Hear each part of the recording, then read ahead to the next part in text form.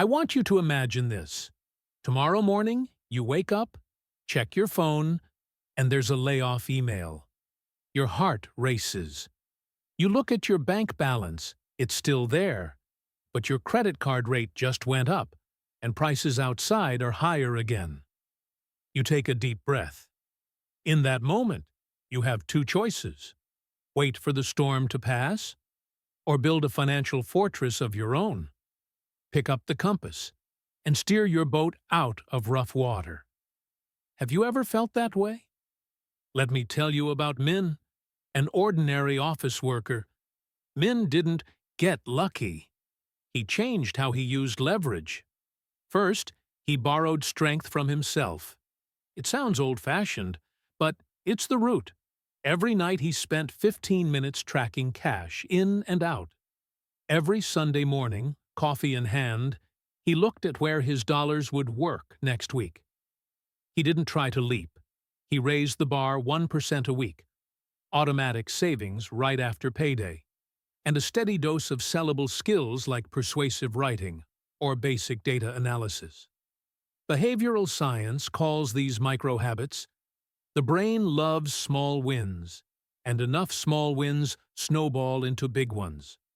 From the inside, Minh had a compass. Then he started standing on the shoulders of giants. Instead of building a website, inventing shipping, and wiring up payments by himself, he put his digital products on platforms that already had customers. YouTube to share expertise, Etsy to sell templates, and used fulfillment services for delivery. When you stand on a giant's shoulders, you don't reinvent the wheel. You spend your time on what people actually pay for. Core value. I've seen too many young creators burn a year trying to build the system. Systems matter, but other people's systems can be borrowed. Have you ever felt overwhelmed because you tried to do everything yourself? At some point, Minh realized if he wanted to speed up without hiring, he had to borrow power from data and process.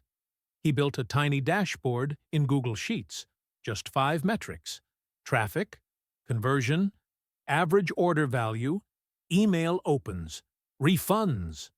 Then he connected things with simple tools: form to spreadsheet to automated email. He A/B tested video titles and ran 2 landing page versions. Sounds technical, but once you let the numbers speak, emotions step aside. The question stops being, "I think this is better," and becomes, "What do the metrics say?" That's when Minh doubled output without adding headcount. Picture one more scene. Late evening, Minh opens his laptop at home. He's on Zoom with a mentor 10 years ahead of him. The most valuable thing, Minh told me, wasn't a magic tip. It was avoiding a year of wandering. This is borrowing from people: mentors, partners, collaborators.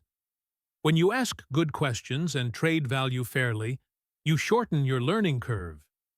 Minh launched a small weekly email newsletter where he shared tools and real lessons.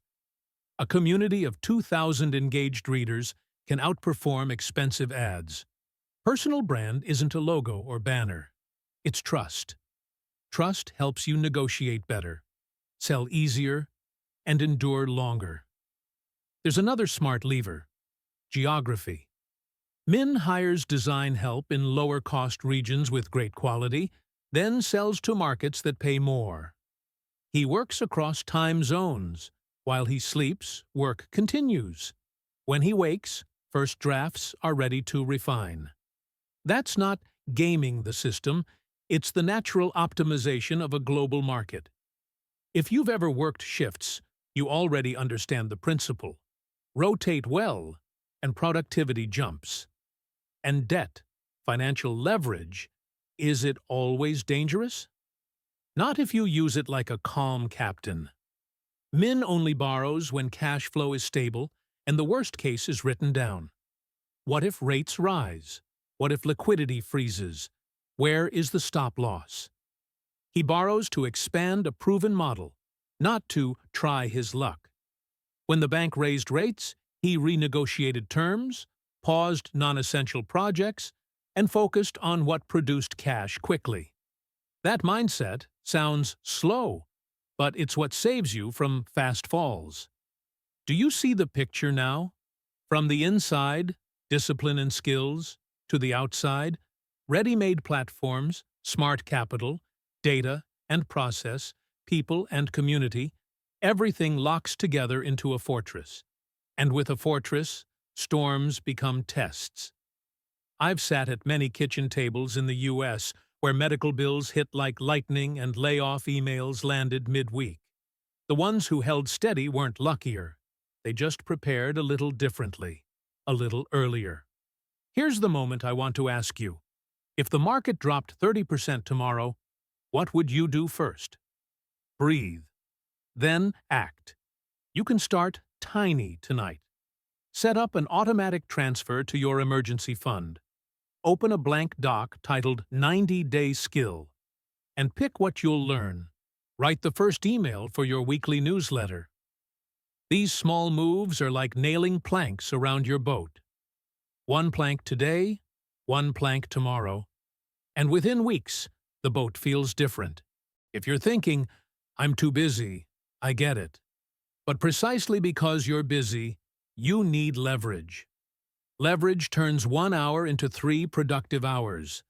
Leverage turns $10 today into $11 next month. Leverage connects you to people who've already walked the dead ends. Above all, leverage is how you build a fortress, even as the sky darkens. I won't promise this path is easy. I will promise it's worth it. Because when you own your compass and your fortress, you stop living in vague fear. You drive. You pick the direction. And you arrive, even when the waves are big. If that resonates, tell me in the comments. I'm ready. Then we begin. Tonight.